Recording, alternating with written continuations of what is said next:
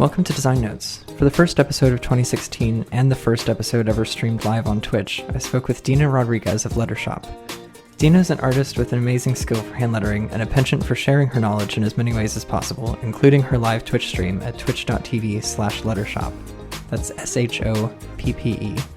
In this episode, we talked about getting inspiration, looking at projects from a new angle, the ins and outs of streaming creative work live, and the benefits of being transparent in your work. Let's get started. So, right off the bat, I know one thing I need to work on is my announcer voice. I definitely don't have that down yet. But yeah, just getting right into it, the first thing I always like to ask people is about, your journey to what you're doing. So, your journey to hand lettering, what got you into typography and then hand lettering specifically?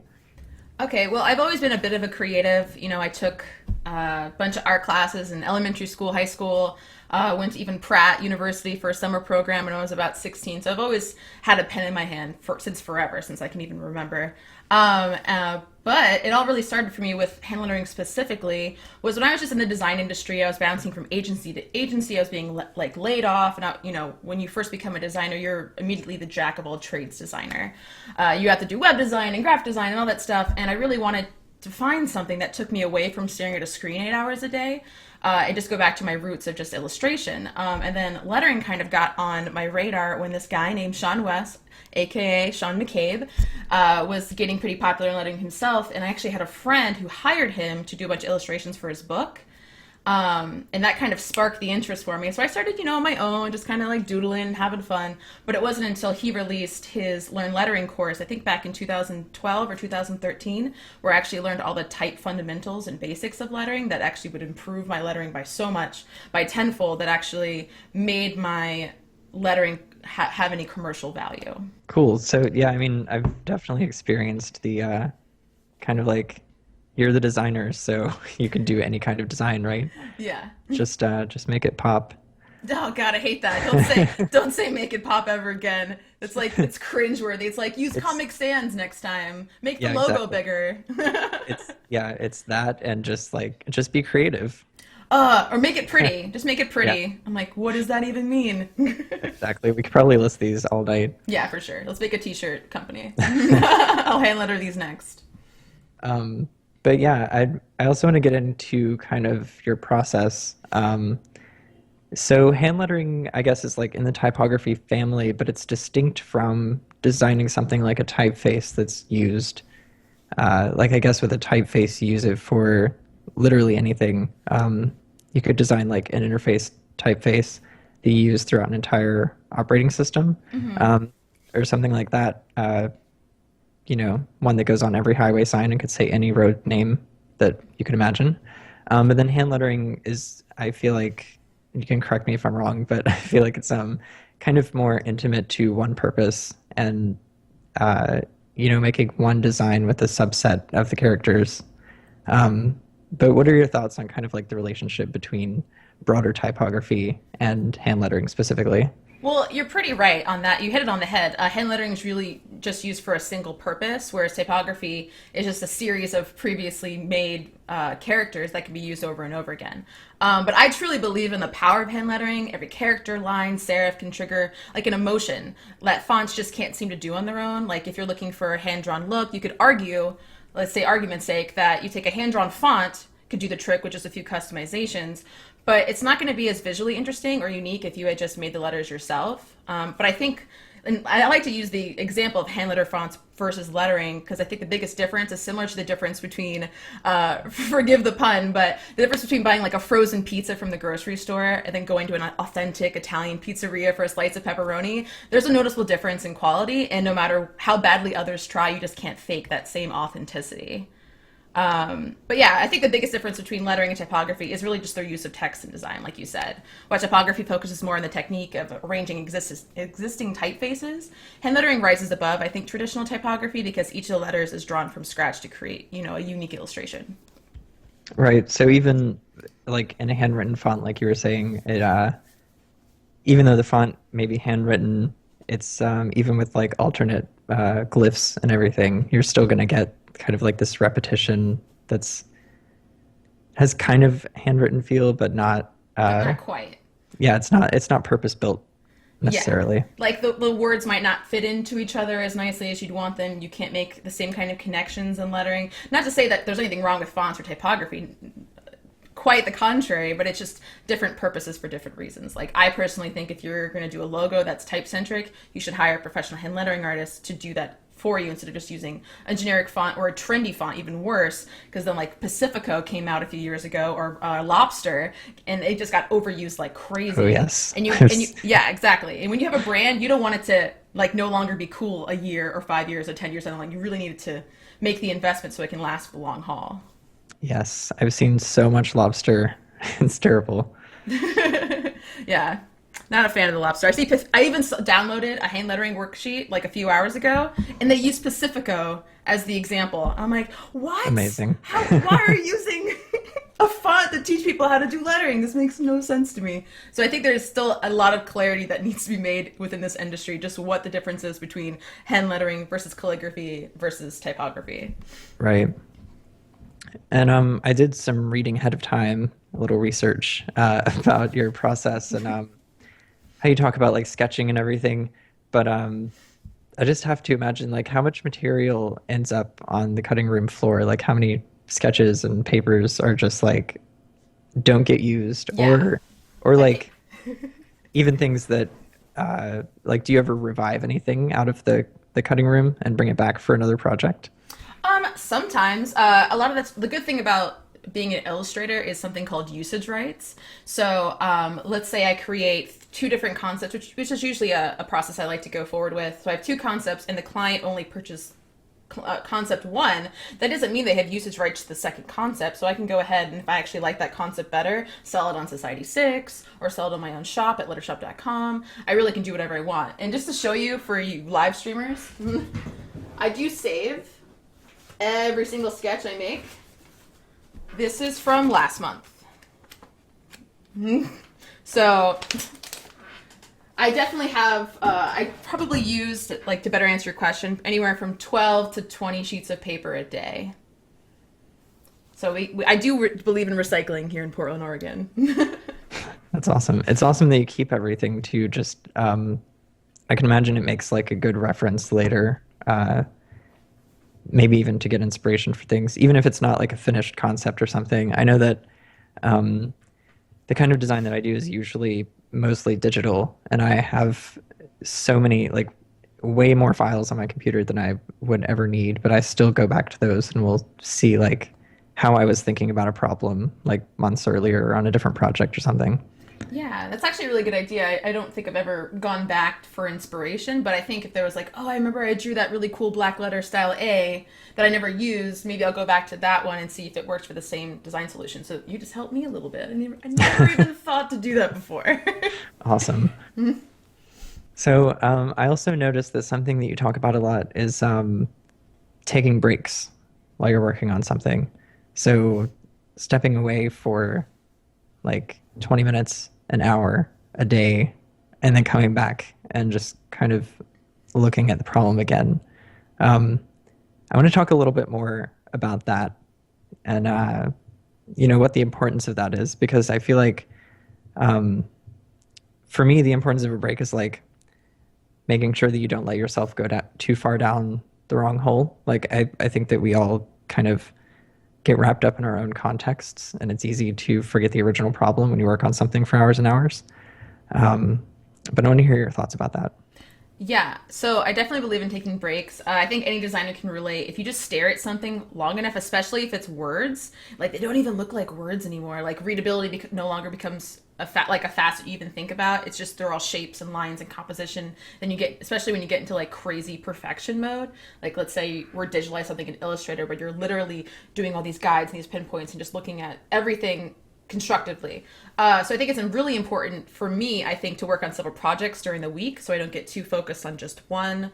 I always take breaks to either eat or call my mom or my dad on the phone for a quick like boost in confidence, or just really sleeping on it. I really believe in every single my production process. I sleep on any decision that's made, whether it's thumbnails or it's I think this pencil concept might be better than this pencil concept, the ink, the vector version, or even testing.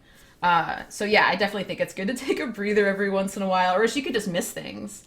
A lot of other things that I'll do besides breaks is sometimes I'll just look at something super far away just to see if it's still readable, especially since I specialize in lettering. And also I turn my stuff upside down because just in case you can't stop reading your lettering, you can force yourself to look at it from a different point of view, make sure especially things like kerning and line height, stay consistent. So there's a few little tricks you can do to kind of, I don't know, see it from a different point of view. Yeah, and I think turning it upside down is a really interesting technique because then you can kind of like break all of those patterns that you've built up around how you perceive the thing that you're working on. Mm-hmm. Um, so yeah, I mean, I think it's probably a good idea for everybody, right? Probably. I mean, I don't know if it would work the same for like a website design, but who knows? Let's try it and see, and see if it I makes a mean, difference. we might have just discovered something really important. I know. We must announce it to the masses. So are there any other kind of tricks you use besides like stepping away or turning it upside down or? Yeah, just really just flipping it a bunch of different ways. A big difference that I always like to add, especially for lettering, is fill in your letters. Like, don't just draw the outside of your letters. Actually, fill them in. Either if it's like quick and dirty with like a pencil, just like really rough, or if you want to fill it in fully with a Sharpie or a Micron pen, because then you can really see things like consistency between the thick and thins of the letters. I think that's really important. So that way you save yourself time down the road, whether you're digitalizing it in Photoshop or Illustrator. Like I always like to make sure all my stuff is at 90% good before I even put it in the computer because I know that my hand can do a much better job than my mouse. Yeah, and I think there's an interesting discussion that could stem off of this. Like, uh, I mean, doing UI UX, I always think of every design task as like something that's trying to address a problem. Um, and I think hand lettering could probably apply to that. But I'm interested by the idea, or not the idea, I think it's a fact that when we design something, we're bringing like our own perception to it, like our own context of, our life at the moment, our like understanding of things related to what we're working on, etc. So I just think it's interesting to find ways to kind of like break out of that or like trick yourself out of it. Mm-hmm. So do you feel like, uh, I mean, maybe I'm totally off base with this and it's not related to hand lettering at all, I mean, but whatever. I'm more than just a lettering artist. It's cool. but yeah, but so do you feel like those kind of influences can, uh, like, I guess to what degree does that impact your work? Oh, just like inspiration in general. Inspiration or Yeah. just yeah, either like using your context for inspiration or like breaking out of your context to see something more objectively. Yeah, no, I think that's definitely important. I think a lot of people when they start out in any concentration, especially if it is visual, like design or lettering or illustration, you get really focused and you could just spend hours and hours on Pinterest and Instagram, just loving and liking and sharing and pinning and all that stuff. But you're really like clustering your own ideas. What I think is important is first you think of your own ideas on paper, just like go ham on that pencil like crazy and just even if it's stupid, even if it's just ordinary and someone's already thought of it like 1,000 years before you, just write it down anyways. And then once you've done a complete brain dump of everything you could possibly think of, then look at inspiration, so that way you can improve the designs you've already created. And another thing that I like to practice, and this is another note out of another page out of Sean West's playbook, but what he likes to do, which I was like, oh my god, genius, so get ready for your mind to be blown. So what he likes to do is like say there's a particular typeface that you want to use for your illustration. Instead of just straight up keeping it on screen and then copying it, which gets a little redundant, especially if it's trendy. A good way to make it a little bit more original is first you look at it and then you can trace it. And then the next step is then do it from reference and then do it from memory. And then the next day, take a break, sleep on it, do it again, but without looking at it, without looking at your notes, without looking at your sketches, just from your brain. So that way it's impossible for you to copy anybody, regardless of the idea. Because it's not, unless you have a perfect a perfect library chilling up there, there's no way that your design would look like someone else's. That's actually really awesome. Isn't That's it? such a good idea. I was like, that's amazing. Um, yeah, I mean, and I've heard, I don't know, this is kind of like pop psych or something, but I've heard that whenever you remember something, you're actually remembering yourself remembering it the last time. Really? Yeah, I so can't you even I create can't like, even fathom what you just said. Or I'm just so remembering what you said and whatever. exactly. Yeah, nobody knows. But you're creating like these kind of like translucent layers over top of the thing that you remembered. Hmm. So it's just cool. Yeah, I mean that's awesome that things can kind of like mutate into an original idea uh, that way. Yeah, for sure. Um, I'm writing an article about it. It's happening. Something that I always ask everybody whenever I get a chance is, people who are in creative or design fields. When do you know, or when do you feel that it's done? Do you ever feel that it's done? And how do you know? I think, and especially in what I do, I think what pretty much anybody in the design industry is like, you just want to keep tinkering. You just want to tinker, tinker, tinker, tinker. Especially for me when it comes to like the final color scheme, I just want to. I'm just like, no, there's a better color scheme out there. I just want to keep on going for it. But at the same time, you have a budget of time for the client. You don't want to go over. You want to be paid appropriately for the value that you're creating. So I think a good rule of thumb is get it to 90%.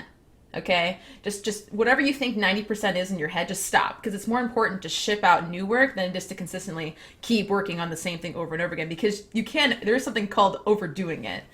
You could have reached that perfect design solution like 10 concepts ago, but because you're just too crazy and just into that project, you just passed it. And then, if you're dumb, you make the mistake like I have so many times before, and save over your designs, you could have just missed out on the best solution ever.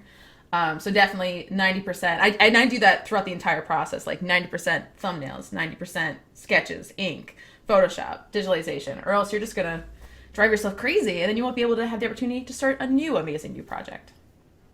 Yeah, I guess if we were like making a graph of design success versus tinkering time spent, there's probably like a cliff somewhere around that 90% where you start going backwards. Yeah, But definitely. so you mentioned obsessing over color, which is something that I totally do. Um, so I'm always interested to talk more about color. I know that in a lot of cases, like when you're working with brands and stuff, they might already have like a defined brand palette Hmm. that they prefer to use. But assuming like you have an assignment where there's not a defined palette already, like what's your kind of like process or thought process for looking at color? Well, first of all, just go back to logo design 101. Do everything in black and white and make sure it works Right. first. And I totally do that with compositions too. Just make sure my contrast is amazing, and you can really look at spatial issues that way in composition. When it comes to color, typically I always stay in like sort of a vintage, kind of yellowy tint to a lot of my stuff, because I'm just a big fan of that 1920s look. If you haven't noticed by my red lip color. But I always like to think of the psychology of a piece in that it really ultimately decides the color palette. Like, I'm not going to use teal or blue because it's my favorite color, you know. I'm going to probably use some, like, if you want it to be propaganda, then it would make most sense to use red, white, and red, red, black, and red. Or if it's for a children's clothing store for women, then obviously pink would make the most sense. So it's really just about who I'm trying to attract, and then I use my color schemes based on that. And then also another thing that I do, and people on Twitch know this very well, is I steal a lot of my color palettes straight up. I just steal them. I steal them from Dribble, because Dribble is amazing. Because Dribble is so great that they actually show you the swatch palette that they automatically take from all of the designs. So you can just download it right into Photoshop, and you're like, boom, swatch palette. And then I usually don't. I usually will like tinker and like edit from that point to exactly the kind of hue that I want, but having that starting point is like, oh, it's a must for me. I'm not that amazing that I could just pick out the color pickle and pickle no, the color picker, and just pick that perfect color right off the bat. That's just not me. Yeah, it is easy to be attracted by just your favorite colors. Like I have certain things that I always gravitate towards, and even if I'm coming up with a new color, I'll probably start with like usually either like teal or um, probably red is another go-to for me to like just as a starting point. Yeah. Um, but thinking about like logos and stuff and color, I totally do the same thing where you make sure that it works in single color, like a flat, just black. Because I just have this like ingrained feeling that every logo should work in one flat color. Hmm. But it's interesting to me that like increasingly we're using logos in only digital context. Um, so like, do you think that that value will survive? That's a very vague question. Can you say it one more time? My phone. Someone started calling me for a second. I had to be like, Oh, nope, I'm in a podcast. Please go away. yeah, I was just saying, I have this like ingrained value that every logo should work in like a flat one color scenario, but Mhm. increasingly we're using logos in only digital contexts, or, you know, maybe that's my bias showing from working on digital stuff, but I just wonder if like the value of making sure that the logo can work in single color will survive, and if not, like, is that a bad thing? Do you think that that's more liberating, or do you think that it will cause a lot more low quality logos? I mean, gosh, I feel like we're always gonna have low quality logos, so we might as well just get That used to it. that's true. Like Craigslist isn't going away, people. Fiverr, it will be the death of us all. But we just have to rise above it and prove to why our value is more than $5 for a logo. But to that point, I mean, I think it's always gonna need to work in one color no matter what, because for advertising and sales, and if you've worked in any sort of design boutique, when you're provided someone else's logo files for, additional marketing materials, sometimes it needs to be white for the most part on a colored background or black, or maybe they have three different colors in their brand but they wanted to work on just one color, orange. I think that we'll probably never really go away from that because it's not going to stop being needed, but I mean full color is always more fun, and I think that's another reason why I tend to prefer full on commercial illustration and lettering for like advertising and publishing versus branding, just because there's so many more options. Right. And so going in the opposite direction, I've been noticing a lot lately, even with Uber's new rebrand. I don't know if you saw that yet, Yeah, but I saw it for a little bit. um, but there's also this new trend of brands designing logos that are specifically meant to be like skinned and recolored and retextured and repatterned. Mhm. Um, I just wonder, what are your thoughts on that? I mean, it really all depends. Like, if it works for your application and your demographic, then do it. But don't just do it just because everyone else is doing it. That's kind of bogus. I personally like to go against industry standards and do my own thing. I think that's why people gravitate towards me. And another reason why I don't cold call clients, they just find me. And right now I'm getting like 8 inquiries a week, which is like insane to me. So I just don't be afraid to do your own thing, really. I mean, if it makes sense, like I think for Uber, which is a good example, I think it does make sense because makes it a little bit more interesting and a little bit more high tech, and it speaks better to that millennial demographic. So good job, Uber. But should like Toys R Us do that same thing? Probably not. So I don't think it's necessarily appropriate for everybody. But Yeah, it's cool. I'm It's cool to try things, like see if it works. But ultimately, if your audience isn't going to like it, who really cares if it's the new thing of the week? In the long right. run, you're just wasting your time and resources. I'm just imagining Toys R Us coming out with like this big like rebrand push with like messaging and a really heartfelt video about their new like sleek logo. I don't know. I It's like, where's the giraffe? I miss the giraffe character from It would like. just be like a line and a circle. It'd I just kind be of a want to see that. box because like one of of those toys, it'd just be a cube, and Oh people would yeah, just be so exactly. Just confused. I like kind of want to see this now. All right, side project. Um, so one big thing that I want to talk about that's kind of like apart from process is, well, maybe I don't know, it's related to process. Okay. Is streaming on Twitch. So until I saw one of the members of the Android community that I follow um, tweeted about your Twitch stream, and I was like, Hmm. wait, what? Like, there's somebody on Twitch like streaming hand lettering stuff. Hmm. I had no idea that there was like this whole side to Twitch of creatives and artists streaming their work live. So as somebody who has no idea about it until just like a couple weeks ago, um, give me a little history on this. Like, if you know like the history of how this got started on Twitch and how you Yeah. specifically got into streaming on Twitch. Well, it's kind of an interesting story. So obviously Twitch is a live streaming app mostly for gamers. So before, and I've talked to a lot of like OG streamers that have been on the creative section for years, and it's funny because like 3 years ago, or not, maybe that's a little bit going too far back. Let's say two, maybe 1 year ago, there may be like 8 creative streamers ever, right? And then Adobe started sponsoring the creative channel with a push of Bob Ross videos, which we all enjoyed here on Twitch, which I think really gave it a bigger push, not only for illustrators and fine artists, which is how the creative community kind of started, but also designers like myself. I'm like so excited to see people doing like pixel art and illustration and just straight up graphic design, doing layout and web design even. It's just so cool to see the spectrum of creative and how much it's really flourished over the past few years. I officially started streaming at the end of August towards September. One of my really good friends at the time, her name is Curvy Llama, was a very, very popular streamer. She streams a game called H1Z1. She streams every single day like it's her job. She was getting donations like crazy. I'm talking like $1,000 to $5,000 a night, just like crazy. And this is someone that I've known since like she was a baby. And I was like, if she can do it, I can do it for sure.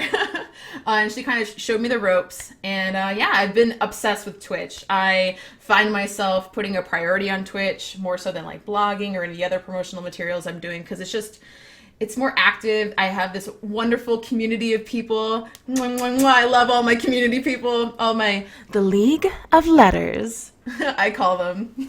And it's just so cool to mix not only designers and creatives, but people who have never even picked up a pencil in their life. And I'm still able to relate to them in a very casual way without being too like hoity-toity or overly professional or getting too much into, all right, guys, it's a lettering tutorial or is this an InDesign tutorial? It's just kind of welcoming for everybody. And then also, as a full-time freelancer, it gets kind of lonely sitting in your studio all by your lonesome. And I can't exactly afford a co-working space. That's just like so beyond the budget for me, where Twitch is like my way to escape my own four walls here and kind of just talk to another human being, even though I pretty much am just essentially talking to myself in a room and the chat's talking to me, but still is better than nothing. But yeah, unbelievable. I hit 600 followers this past week, which is not a whole lot, but for me, it's awesome. And my goal, are you ready? Ready for my goal? It's a really big goal. You ready? All right, so I want to get partnered on Twitch. I want to be partner me. So once I get to 3,000 followers, I'm officially going to sign up to be partnered by Twitch. And what that means is you can get something called a sub button. And a sub button costs $5 a month. Twitch gets $2.50 of that, so they get half, and then I keep the rest. And people in the chat get cool things called emotes, which I would custom make. You can hang out in sub-only chats. It's just really fun. And it's a good way to support the streamer as well. But my ultimate goal, okay, it's going to be crazy, is to reach 3,000 subs. And why 3,000 subs? I'll tell you. So with every certain amount of subs you get more emotes. And what I want to do is create an entire alphabet of emotes. So that way people can kind of like just write whatever funky word they want. And they're all going to be weird. Like they're not going to be like, it's not going to be like a font. Each one's going to have, it's going to be like a drop cap series of emotes. And that's the goal. So I feel like 5 years, we can do it. Awesome. I love that it's not like, I want to be getting 3,000 times 250 or whatever. It's Oh like yeah, no, it's I not want to about the make money at 26 all. emotes. Yeah, I That's just my want to goal. make emotes. Exactly. Yeah, I think that would just be insanely amazing, and we actually came up with that idea here on Twitch. These guys are geniuses. They help my work improve. They find spelling mistakes and grammatical errors. What I say a lot on the stream is I can draw letters, but I can't write words. Yeah, and everyone's just super supportive, and occasionally you get a troll here and there, but you can't let one person ruin the experience for so many thousands of others. Right. It kind Yeah. of just goes with the territory of being on the internet, as I'm sure any YouTuber knows. Yeah. Right. Um, so so now that I know about all this and I've seen your channel and everything, I feel like Twitch sounds awesome. Like sign me up, I'm ready to go. I Yay! opened an account tonight, as you know, so Yay! I'm like ready to get started. But my one reservation is is it not like intimidating to get started streaming with a creative process. Like, I feel like a creative process can be pretty intimate Hmm. um, to, to yourself. And I don't know, I feel like it's easy for me personally to get invested in what I'm working on. So is it like intimidating to open up that process to the public? Oh yeah. It's Like how, scary as hell. Are you kidding me? Yeah. Well, I think the best part about Twitch is it's live. And I, curse and we talk about casual things. I also make mistakes. I choke on my words. There's tongue twisters. It's not about being perfect. It's about being real. And I think in my brand and LetterShoppe is all about being authentic and honest, even brutally. I don't, like I said before, I don't try to act super professional on stream. I'm just being myself. And I think that's what people gravitate towards. Everyone's like, Dina, I love your personality. And I get all these follows and these hangouts and it extends past Twitch as well. But when you first get started, it's going to be nerve wracking. You're going to have technical difficulties. It's just going to happen. There's a lot of steps to Twitch. Twitch, unfortunately, you need so many other apps and programs in order to actually stream. So it's not like Periscope where it's just a click and shoot. There's Twitch alerts. There's Nightbot or MooBot. There's a ton of little gears in motion. I actually have a 15 checklist in my room. And I'm like, okay, did I get Nightbot? Okay, did I get that? Just so I wouldn't forget. Because there's a few times I've been on stream and then my camera's frozen. Or you will get, a troll or something in the chat. And we'll have to be like, no, it just depends. But I think you just have to kind of be fearless and like, it's just the internet. You know what I mean? You're not going to go viral when you first start. And that's kind of the fun of it. Like you grow as your community grows. And when you first get started, you're probably only going to have maybe a viewer, maybe a few viewers. So don't think the whole world is watching because they're not. No one cares that much when you first start out, luckily enough. So a lot of people will miss all the errors and people will just like you more for it when you do hiccup or have a mistake. People are pretty generous, I think, on this platform, especially creative versus gaming. But yeah, so do it. yeah, Get I on just stream. I always say like, especially with stuff that I create because of that whole like 90% cliff or whatever, I always like see the cracks, you know, in the Hmm. things that I create. But um, I guess it's just a matter of knowing that like the details that you see, it's like it goes back to being in your own context. Like the details that you see that you might not like, people either maybe won't notice or just won't care. Yeah. Like that one little point that's off by 5 pixels or something like isn't a big deal to anybody but you. Yeah, I mean, you have to. I mean, as a designer in general, you have to be okay with criticism. That's just how it Right. works. So you have to have sort of a tough skin. There are going to be people in there that are going to be mean and say things to you like, "Oh, that sucks" or whatever. Why you even start? But that's just one person in a crowd of other people just Right. being, "Go! It's so good. I'm supporting you. This is great." And again, like I said, like sometimes they'll find mistakes. They'll be like, "Oh, hey Dina, the bowl on that B is actually a little shorter. I think it needs to be to the right." I'd be like, "Oh my god, thank you so much. That's amazing." Yeah. And I'm starting to trickle in other hand lettering artists and typographers in my chat, which is insanely helpful for me because I'm not the best at this. I don't claim to be the top-notch hand lettering artist of Twitch, even though I was the first one. But like no one's perfect, so you just have to kind of roll with the punches. Right. So yeah, that's a good point. That like yeah, so for me, like what I was saying is details that I notice that other people don't notice, but it's easy to stress out about those things. But there's the side that you're talking about, where other creatives come in and are able to actually improve whatever you're working on, I guess. And Hmm. even yeah, so you're working alone, like you don't have other designers to look at what you're doing, but on Twitch, that's a possibility. So that's Yeah, pretty cool. I mean, you're on Twitch right now. You're doing That's okay. true. I'm here. I'm still alive. Yeah, and I think the ums and the ahs and all that stuff just makes it more human. You know what I mean? I think it makes it more intriguing. Like I would hate this to be like a webcast or something that's a little bit more professional that I see all the big marketing guys do and they're all like, "Well, hello there and welcome." It's Right. like you're not even being a person right now. Just be you. Like I'm a person, you're a person. Let's be people. Yeah. We don't need like to have a hand lettering webinar. Yeah, exactly. That's the word I was looking for. Webinar. This is not a webinar.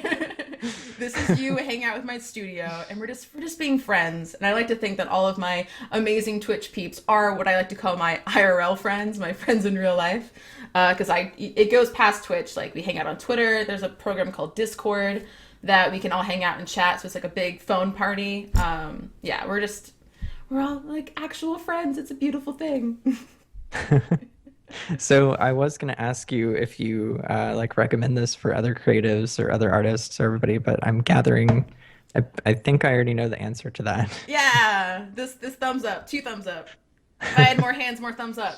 Yeah, I think the most daunting thing for a lot of creatives is the fact that there's a lot of technical stuff that's involved and the whole nerves thing, and then how do you even gain a following, which, and I'm happy to announce, I'm writing a Twitch live streaming series on my website. So for all of us Mac users, which the majority of us designers are, and PC is a little bit more favorable for Twitch because it was an OG gaming platform.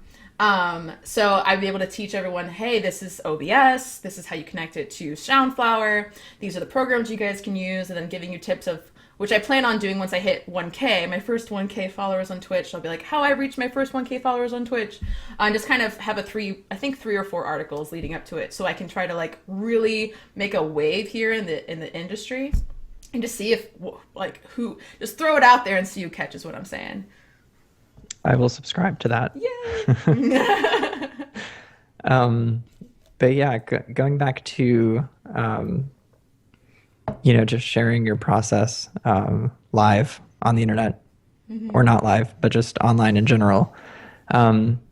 We talked a little bit before about like sharing your progress on your blog and everything, Yeah. and the ups, the downs, whatever. I just want to talk a little bit about that and like the rationale behind it and your approach to it and everything.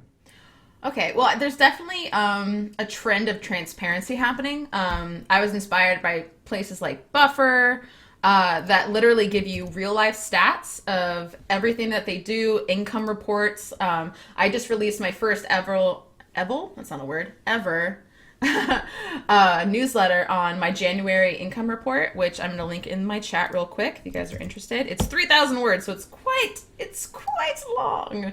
But my purpose behind doing that is just, hey, this is how many projects I made. These are how many subscribers I got. These are my fails. These are my top wins. I'm sure this podcast is going to go on the February top wins for next month. And it's just a cool way just to be like, hey guys, look at me. You can make money doing what you love. Like, it's possible. Like, it takes so much work, and it's going to take long nights, and it's going to be difficult, but it's possible. If you have a long game mindset, you can make money, like real money, like cash money, doing what you love. If hand lettering is an example of that, I don't know what is. But yeah, I just think it's really good just to be transparent. And I think it's really good also for when I have clients who may not afford me at that current time or just can't work with me for one way. I subscribe them to this newsletter so that way they can keep the lettering eye candy in their inbox and also kind of be aware of what I'm up to. So we have a more personal connection instead of it just being purely cosmetically professional. Right.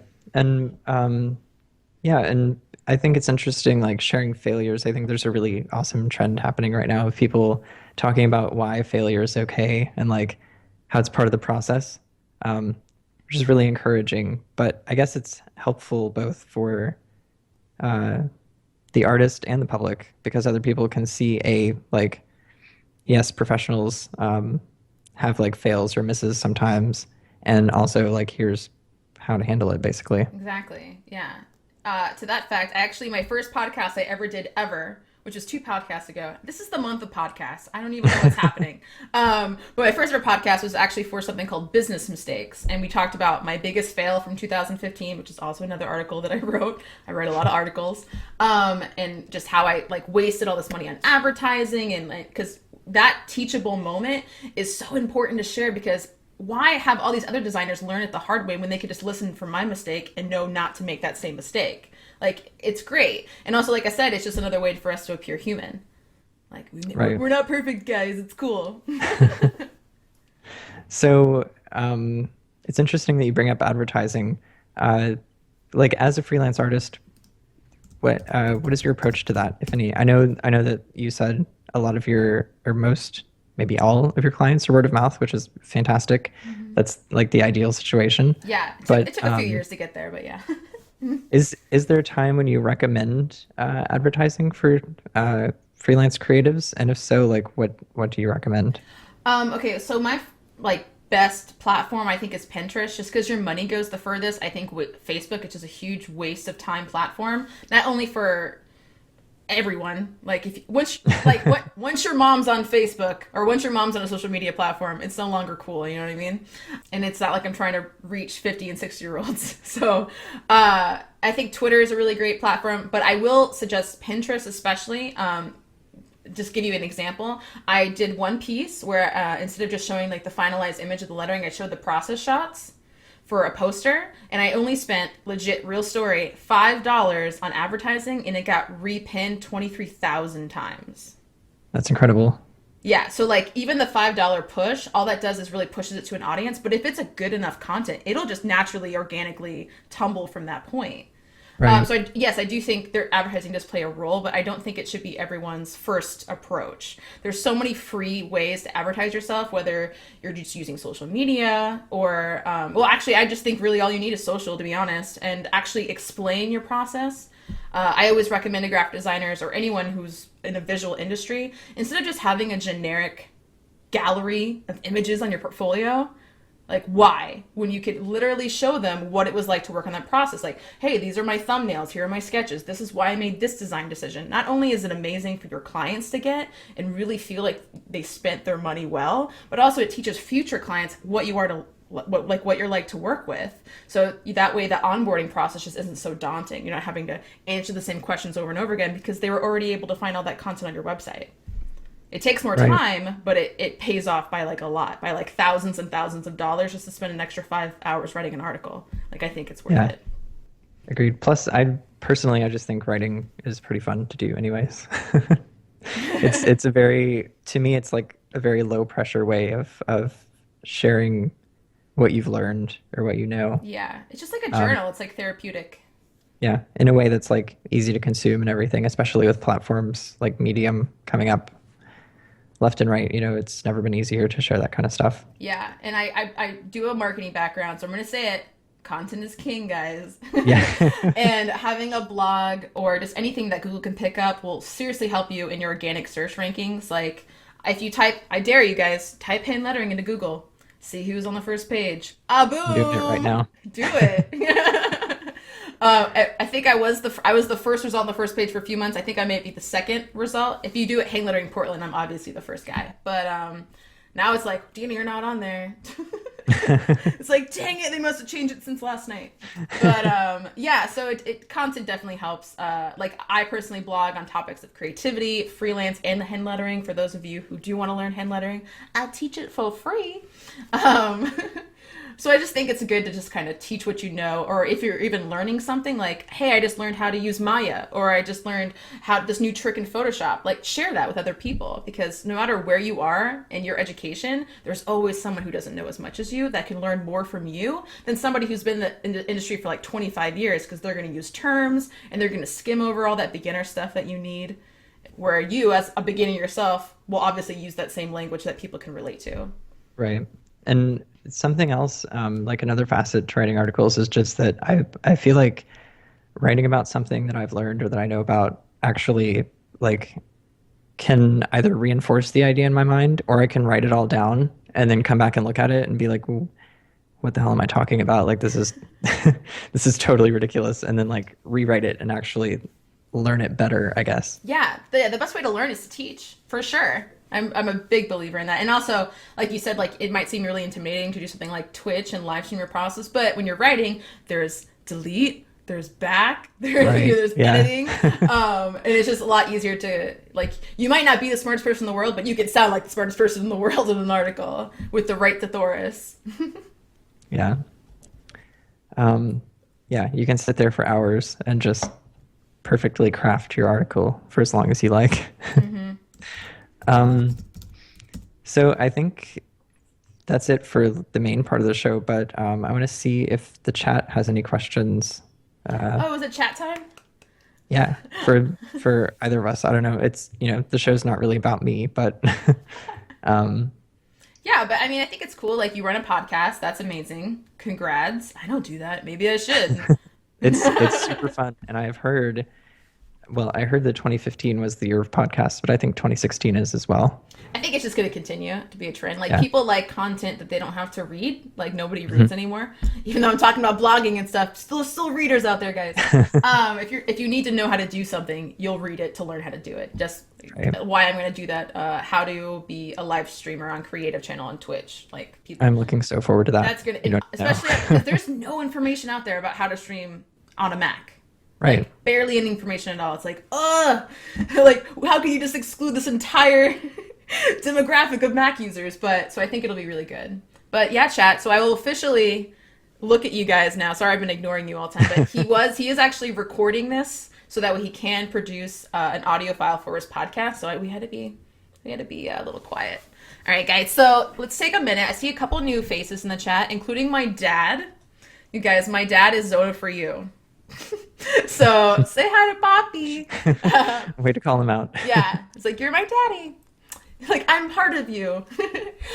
So we have Cherry Hippo. I see Marie. Yes, there is someone in here called Salty White Balls, not a troll, my good friend. We have Chris all the way from the UK who's chilling. Oh, Chris wants to share a Photoshop tip with us. Nice. And we have Cherry, Vicky, Barry. Oh, hi. Hi, Barry. Barry's one of my really good friends.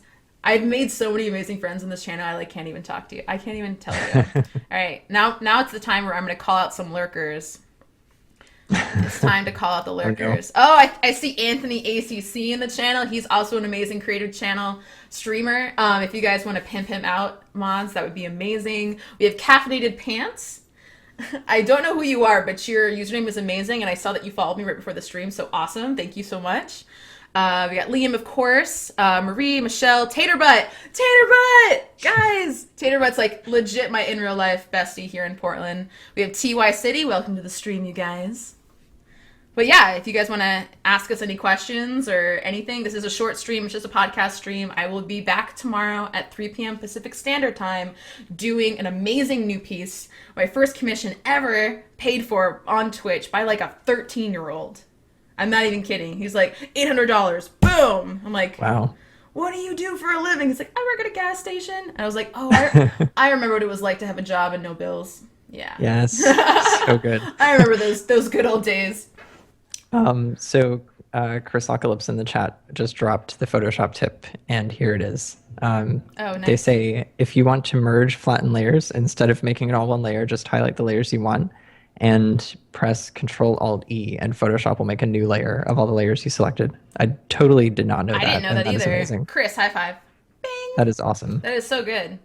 Another tip for you, which is something I know a lot of people know, but I didn't know. So, like, say if you're creating mock-ups or just pieces for people to download on Creative Market, if you just put a white layer on top of your Photoshop files, it will reduce your file size by a lot.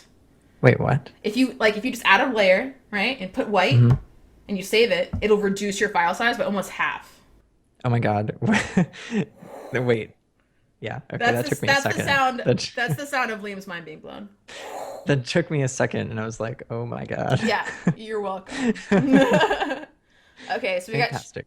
we got Cherry Hippo. My question, what was your first stepping stone to go into this creative design? Is that for me or is that for both of us? I'm just going to assume every question is for both of us unless it's handler specific. What's my first step in this creative design? Oh my god, I don't know, just try it. Like, don't be afraid to just go for it. Like, pick up a pen and paper or a mouse and Photoshop or whatever you need to do and just try it. Like, talking about it isn't gonna get you anywhere, and looking at other people and where they are, like, this isn't, you're wasting your time, guys. Get off the stream right now and start making something for yourself. And then just, I think creating a community around yourself, whether or not you want to live stream it, or if you want to have a blog, or just something simple on Dribbble. I think creative communities is definitely where it's at, just so you can kind of get advice or find a mentor like me or somebody else. What do you think, Liam? I agree with you. Just do it. Just do it, and it won't be perfect. It never. We were just talking about, it might be 90% perfect, but the 90% is what you need to go for. But I've I think the first like Adobe Creative Suite program I used was Photoshop, and it was so intimidating at the time. This was like, uh, man, when I was like 14 or something is when I first used it, I think. So like a long time ago. But yeah, you just think think of something you want to do, or even don't just do anything, but you'll learn, how to use the tools, whatever that happens to be. Um, just keep doing it forever. Yeah, like something I really admire about Anthony ACC in the chat, and I know you guys are talking up a storm, so we'll get to you in a second. He is actually doing lettering, guys, and this is someone who just started doing the creative stream, who's more of an illustrator than anything else, and he was doing $5 signs. Right? It's like, hey, donate me $5. I'll make you a sign for Twitch or Twitter or whatever. And he, no formal training. Like besides me kind of talking about it a little bit with him personally, he also lives in Portland, so we're like, you can actually hang out in real life. He just practiced, and yeah, he got $5, which is totally Anthony. Start charging more money soon, okay? But like it's just a good thing to practice. Like I did the same thing. I when I first started my OG, and you stop saying OG. My original, like Dina, are you 12? No, I'm not. My original business was called Logo Juice. I actually did $25 logos on Indiegogo, which helped me a lot when I first moved to Portland because I had no job. We didn't even have an apartment when we first moved here. And, I got more projects than I could chew, but it was the best experience ever because I had content to make. So a lot of people have a hard time like, oh, I should start, but what should I start with? Anything. Do that. Do the $5 thing or whatever. Or you can just drop your imagination, pick a passion project to do a series for. Maybe get a little promotional niceness on Behance or Dribble or something. There's so many ways. There's so many things you guys can do. Okay. Yeah, Tater Tuesday was yesterday, Michelle. You missed it. Me and my best friend. So Tater was just over. We were just hanging out. And I was like, let's just do Tater Tuesdays. And he's not a designer or a creative or anything. He just hung out with me, like right here, and just made comments on everything that was happening. And Tater Butt, I was in a couple other people's channels today, and everyone was like, oh my God, your friend last night was so funny. I literally watched you guys for like 3 hours. Isn't that crazy? We're like legit TV right now. Like people watch me for hours. That blows my mind. Seriously. Also, I want to know how that guy got his hair so perfect. Oh, hair tips. Yes, I use wax. What kind of wax? Um, I've embarrassing question because I don't really know how to pronounce it. Do you want to run to your bathroom and grab it? It's yeah, I'll go get it real quick. Okay, yay! Wax break. High fives. Oh my God, Tater Butt, you don't even stream and you're getting pimped. That's great. Okay. Oh, that was quick. So Nice. it's this gray tub of stuff that I get from the barber shop. Jojoba wax. Hmm. Nice. It's like pink goop. Ooh, it looks like the sludge from Ghostbusters. Yeah. Love. But yeah, a little bit goes a long way. Nice. See, any question at all. Anthony, how does it make you feel to have dashing good looks? Boom. Liam, do you intend to start streaming on Twitch? And if so, what about? Vicky asks. Yes. Intend, yes. I would love to. What about? That's a harder question. I don't really know because so for my day job, I work on a lot of stuff that I think is super interesting, but a lot of it is under NDA, so I can't like work on it on a live stream. Yeah. So I still gotta hash out what I can do on a stream, but I think it sounds amazing, especially after talking to Dina tonight. Yeah, I think it's a good opportunity to do personal projects too, because like I run, especially now that I'm becoming what I like to call a medium deal. I'm a medium deal now, and so a lot of projects are bigger agencies and stuff, and I'm just not able to show my process as much as I would Right. like. But then yeah, personal projects. So I have a new goal of it's a crazy goal. So I'm doing 3 fully fleshed out pieces of hand lettering a week. Yeah, it's a lot of work. It's a So lot. obviously I don't have that many client projects. I mean, I wish. But so that way I'm able to do, like, I'm doing a promotional series for AIGA that I'm not getting paid for. It's just promotional. So we're doing a 5 quote series by actual in real life designers that are alive and living and walking around today. So that's another personal projects. Or sometimes I'll take requests from the chat and we do something that I like to call a community collage, and we'll pick a theme. Like last week, we did a space theme, and then people in the chat would just tell me what words I should draw, and then I just drew them, and then I made a collage. and it's all pretty and cool. That's awesome. And again, Yeah. if you guys want to check what I'm talking about, you can see all of the pieces I made last month, including 2 creative community collages right here in this link in the chat. I am clicking as well. Yay! It's a really long article, but enjoy. I was able to show my posters I made for Full Sail University that I wasn't able to show until the project was finished. You guys can look at that. So TY City is all about your hair right now. He's like, I'm just assuming this is what you sound like in my head. I'm really sorry.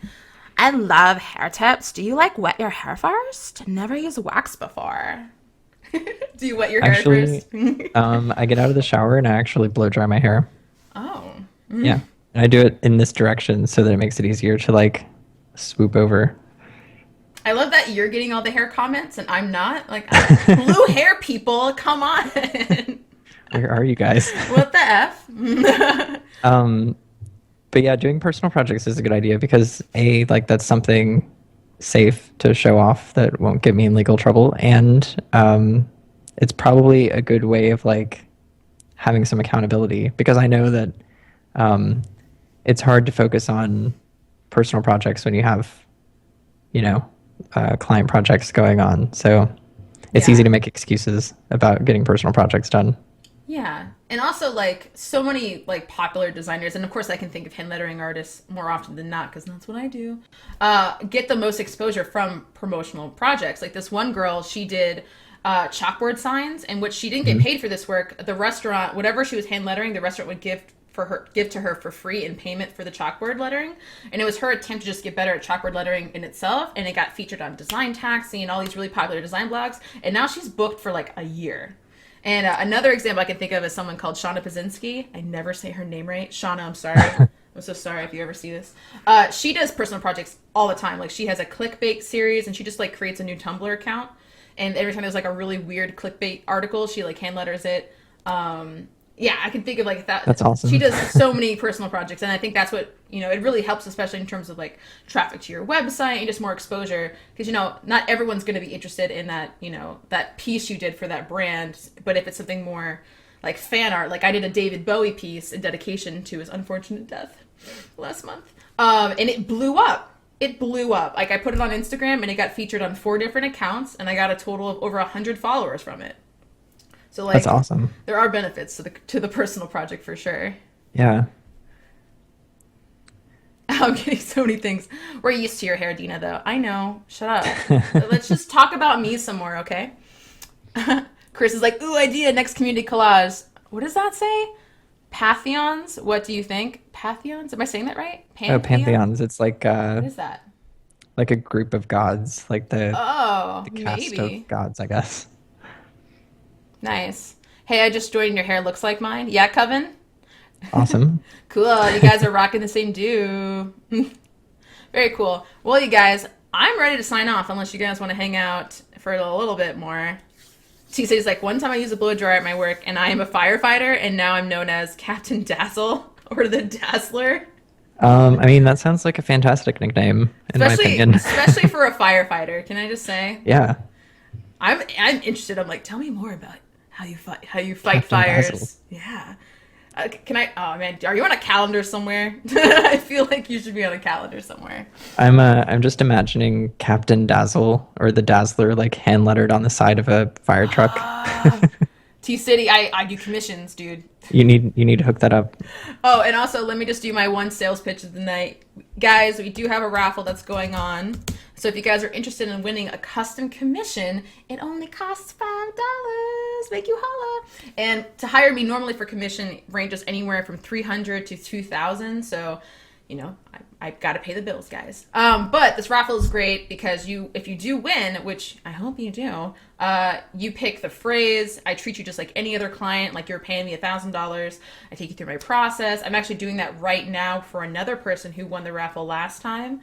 And it's just really fun. Right now, I think we have 27 tickets sold. And then once we sell our total of 50 to cover my expenses, we're going to do that raffle. And also, I hand letter your name live on Twitch as an added bonus. Yeah, no links, Chris. Or I guess, do we have any mods in the chat? Barry, can you give Chris permission to post links, babe? I had my own poster created. You did? Oh, he beat us to it. I want to see it. TY. I love podcasts. You guys did a great job. Thanks. This is the first time I've ever done a podcast on Twitch. I definitely think it's cool. Maybe, Leo, do you think you could give me some pointers about how to do a podcast? Because of course. I think it'd be really fun to live stream it, right? Like exactly what we're doing. Like, you look so great in your little square box and on my screen. You look wonderful, darling. So I think it'd be cool to live stream it and then just record it, like you said, just using QuickTime, and then put it on iTunes and RSS feeds and whatever, all that technology it's super stuff. easy. I'll trade you podcast tips for Twitch tips. How's that? Deal. But I need like announcer voice lessons. Oh my god.